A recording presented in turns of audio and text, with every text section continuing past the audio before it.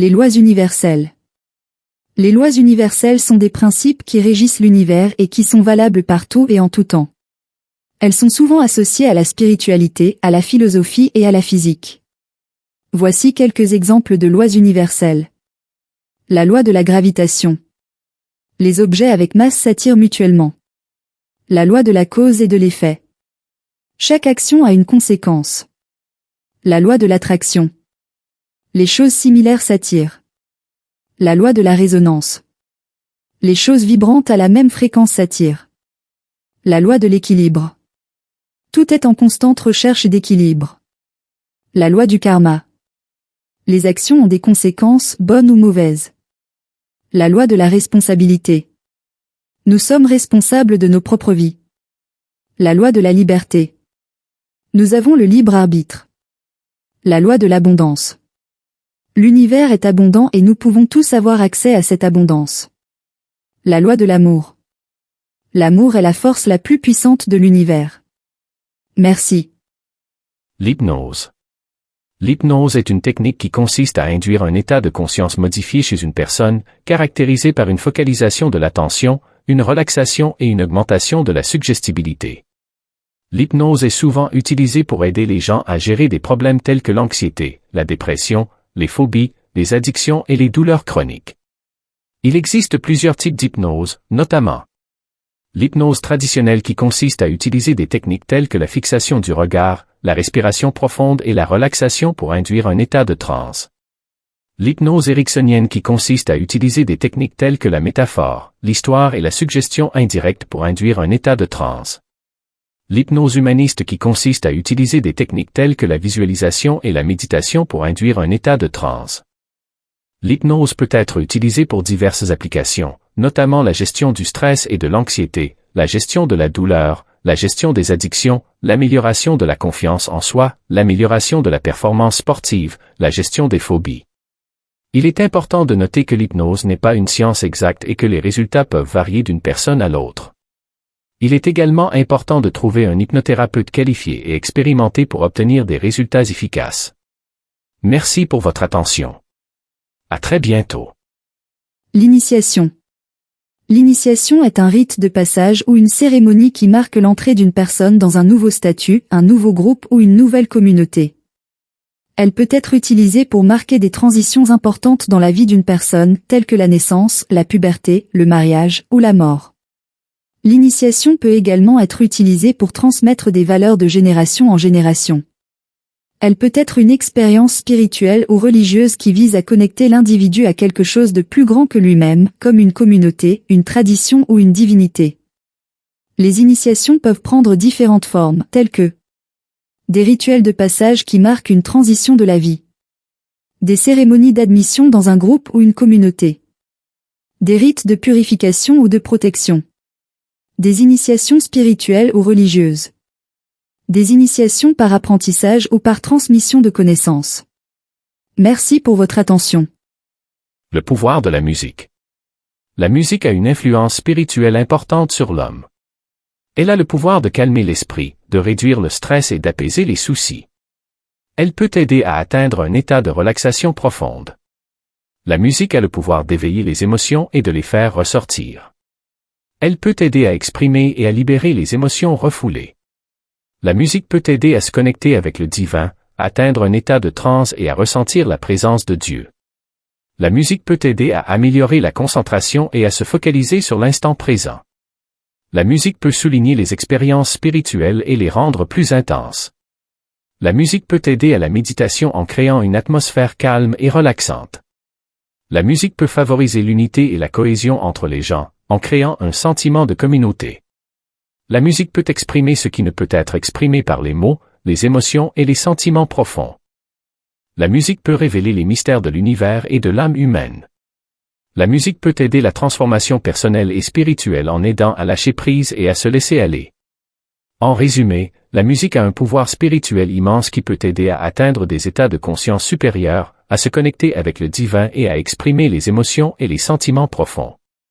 Toutefois, la mauvaise musique nuit à l'être humain et à la conscience collective. La mauvaise musique est toute musique qui n'honore pas la dignité de l'être humain, ni en parole ni en sonorité. Merci pour votre attention. À très bientôt. Principes mathématiques spirituels. Comment comprendre les principes mathématiques sous un angle spirituel? Les nombres et les formes géométriques ont une signification plus profonde et symbolique, au-delà de leur simple valeur mathématique. Par exemple, le nombre d'or, qui vaut environ 1,618, est considéré comme un nombre sacré dans de nombreuses cultures. Il est présent dans la nature et dans les formes géométriques, et est souvent associé à la beauté, à l'harmonie et à la spiritualité. La géométrie sacrée étudie les formes géométriques et leurs propriétés pour comprendre les principes spirituels qui les sous-tendent. Les formes géométriques comme le cercle, le carré et le triangle sont souvent vus comme des symboles de la création et de l'harmonie. La théorie des nombres est une branche des mathématiques qui étudie les propriétés des nombres entiers. Dans une perspective spirituelle, les nombres peuvent être vus comme ayant des significations symboliques et ésotériques. Les fractales sont des formes géométriques qui se répètent à différentes échelles symbolisant la complexité et l'auto-organisation de la nature. La géométrie des nombres est une théorie qui étudie les propriétés géométriques des nombres. Elle peut être vue comme une façon de comprendre les principes spirituels qui sous-tendent les nombres et les formes géométriques. Ces principes mathématiques spirituels peuvent être utilisés pour comprendre la nature de la réalité, l'harmonie et la beauté, ainsi que pour développer une spiritualité personnelle. Cependant, il est important de noter que ces principes ne sont pas reconnus par la communauté scientifique traditionnelle. Ces principes sont du domaine de la spiritualité et sont indispensables pour une multitude de pratiques occultes. Par exemple, le nombre 1 additionné à lui-même donne 2, mais dans le langage spirituel le nombre 1 plus 1 est égal à 1. Cette règle fait allusion à l'alchimie qui naît de l'union de deux êtres humains. Merci. Voici les propriétés magiques de quelques plantes. Le romarin est souvent associé à la protection, à la mémoire et à la clarté mentale. La lavande est souvent utilisée pour la relaxation, la purification et la paix. Le thym est souvent associé à la force, à la bravoure et à la protection. La menthe est souvent utilisée pour la prospérité, l'abondance et la fraîcheur. Le basilic est souvent associé à l'amour, à la joie et à la protection. La sauge est souvent utilisée pour la purification, la protection et la sagesse. Le fenouil est souvent associé à la clarté mentale, à la protection et à la chance. La camomille est souvent utilisée pour la relaxation, la paix et la protection. Les plantes ont des propriétés réelles qui peuvent être utilisées pour des fins médicinales ou culinaires, mais il est important de séparer la science de la croyance. Les propriétés magiques énumérées dans ce contenu sont utilisées dans le domaine de la magie et de la sorcellerie. Merci et à très bientôt. Quand nous dormons, qui nous réveille? C'est une question existentielle qui a intrigué de nombreux philosophes, scientifiques et théologiens au fil des siècles. La réponse dépend de la perspective que l'on adopte. Du point de vue scientifique, le réveil est un processus biologique qui est régulé par des mécanismes complexes impliquant le cerveau, le système nerveux et les hormones. Les recherches montrent que le réveil est lié à des changements dans l'activité cérébrale, en particulier dans les régions du cerveau associées à la conscience et à l'attention. Du point de vue philosophique, la question de qui nous réveille peut être vue comme une métaphore pour la question de la nature de la conscience et de l'existence. Certains philosophes ont suggéré que le réveil peut être vu comme un symbole de la renaissance ou de la résurrection, représentant le passage de l'état de sommeil à l'état de veille. Du point de vue théologique, la question de qui nous réveille peut être vue comme une question de foi et de spiritualité. Certains croyants considèrent que le réveil est un don de Dieu ou de la nature, représentant une nouvelle opportunité de vivre et d'expérimenter la vie. En fin de compte, la réponse à la question de qui nous réveille dépend de la perspective que l'on adopte et des croyances que l'on a sur la nature de la conscience, de l'existence et de la réalité. Dites-moi ce que vous en pensez dans les commentaires. Merci.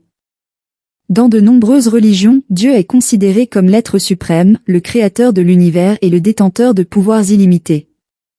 Il est souvent décrit comme omniscient, omnipotent, omniprésent et omnibienveillant.